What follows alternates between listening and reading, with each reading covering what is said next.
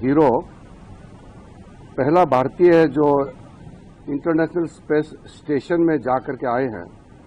Captain Shubhanshu Shukla अब भारत लौट आया है, तो इस खुशी में आज पार्लियामेंट में शुभांशु शुक्ला का स्पेस यात्रा अंतरिक्ष में पहुंच करके इंटरनेशनल स्पेस स्टेशन में भारत का झंडा को ऊंचा करके आए हैं।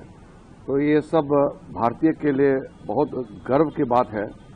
तो उनके ऑनर में आज पार्लियामेंट में एक स्पेशल डिस्कशन होगा, एक विशेष चर्चा रखा है।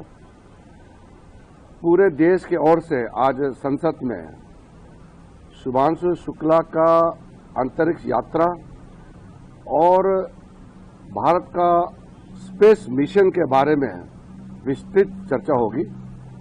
मैं उम्मीद करता हूं जैसे ऑपरेशन सिंदूर में सब पार्टी के मेंबर्स ने हमारे सेनाओं के पराक्रमी को लेकर के गुणगान गाया और देश ने सेनाओं को आतंकवाद के खिलाफ कार्रवाई करने पर बधाई दी, उसी प्रकार आज भी पूरे दल राजनीतिक विचारधारा से आगे बढ़ के एकजुट में कैप्टन शुभांशु शुक्ला और भारत के साइंटिस्ट जितने हमारे इसरो में काम करते हैं और अन्य क्षेत्र में अंतरिक्ष यात्रा में जिन्होंने योगदान दिया है, पूरे साइंटिस्ट को विशेष करके कैप्टन शुभांशु शुक्ला को हम अभिनंदन करेंगे।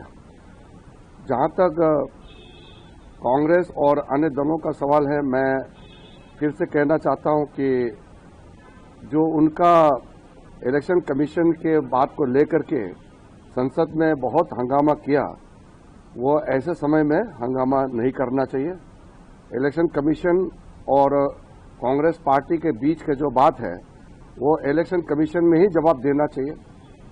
इलेक्शन कमीशन ने जो कुछ पूछा है उसका जवाब इलेक्शन कमीशन को ही देना चाहिए। पार्लियामेंट में हंगामा करने से कुछ नहीं होगा, क्योंकि हम इलेक्शन कमीशन के प्रवक्ता नहीं हैं।